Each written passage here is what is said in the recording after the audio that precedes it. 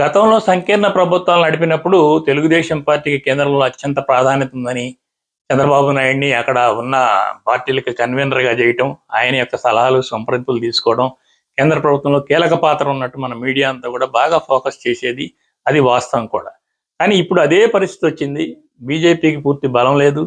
TDP మీద మాత్రమే ఆధారపడి నడవాల్సి ఉంది. అలాంటి పరిస్థితుల్లో కూడా చంద్రబాబు నాయుడు ప్రత్యేకంగా కేంద్రం నుంచి గొప్ప గౌరవం, గొప్ప డిమాండ్ ఉన్న పరిస్థితి ఏమీ కనిపించట్లేదు. ఇదంతా మనం చెప్పేది కాదు. తెలుగుదేశం అనుకూల పత్రిక ఈనాడు రాసిన బ్యానర్ హెడ్డింగ్. కేంద్రంలో భాగస్వామ్య పార్టీగా ఉండి కూడా చిన్న చిన్న విషయాలను కూడా టీడీపీ సాధించుకోలేకపోతుంది, చంద్రబాబు నాయుడు సాధించుకోలేకపోతున్నాడు అని చెప్పి ఆ యొక్క పత్రిక కథనం బ్యానర్ హెడ్డింగ్ ఫ్రంట్ పేజీలో. అందులో ప్రధానమైన అంశం ఏంటంటే, రాష్ట్రానికి 239 మంది ఐఏఎస్లు కావాల్సి ఉంటే డెప్యుటేషన్ మీద వచ్చే వాళ్ళతో కలిపి 191 మంది మాత్రమే ఉన్నారని, మరొక 10 మంది ఐఏఎస్ ఆఫీసర్లను పంపించమని దాదాపు 4 నెలల నుంచి కేంద్రాన్ని చంద్రబాబు అభ్యర్థిస్తున్నాడని, 2 లెటర్లు స్వయంగా రాసినా కూడా అక్కడ వాళ్ళు ఎంత మాత్రం పట్టించుకోలేదని ఆ కథనం. సో ఇలా చిన్న చిన్న విషయాలను కూడా ఆయన కేంద్రం నుంచి సాధించుకోలేకపోతున్నాడని ఆ కథనం చెప్తూ చిన్న ముక్తాయింపుగా ఇందులో అధికారుల బాధ్యత కూడా ఉంది. సీనియర్ అధికారులు తమకు పని భారం ఎక్కువైనప్పుడు కేంద్రం మీద వాళ్ళు కూడా ఒత్తిడి తేవాలి, అది చంద్రబాబు నాయుడు ఒక్కడి విషయమే కాదు అన్నట్టు ముక్తాయింపు ఇచ్చింది.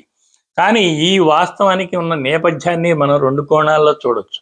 ఒకటి, కేంద్ర ప్రభుత్వంలో చక్రం తిప్పడం అనే అంశంలో చంద్రబాబు నాయుడు పూర్తిగా వెనకబడిపోయాడు. బీజేపీ చేతుల్లో చంద్రబాబు నాయుడు ఇప్పుడు ఒక కీలుబొమ్మనే చెప్పాలి. ఇప్పుడు మనం లోక్సభలో దేవగౌడ చెప్పిన ఒక అంశాన్ని మనం ఇక్కడ ప్రధానంగా తీసుకోవచ్చు. దేవగౌడ దీన్ని ప్రత్యేకంగా చంద్రబాబు నాయుడు గారిని అవమానించడానికి ఏం చెప్పలేదు, కానీ యథాలాపంగా ఓ సందర్భం వచ్చింది కనుక చెప్పారు. కూటమి ప్రభుత్వాలు, సంకీర్ణ ప్రభుత్వాలు నడపడంలో మోడీ సమర్థుడు.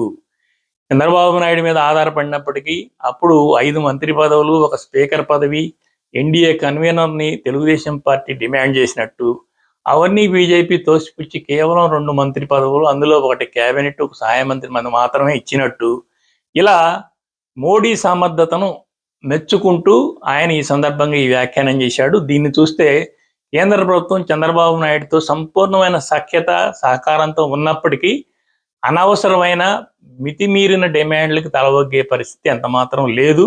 అందుకు చంద్రబాబు నాయుడు కూడా అంగీకరించి సఖ్యంగా, సామరస్యంగా వెళుతున్నట్టుగా మనకు తెలుస్తుంది.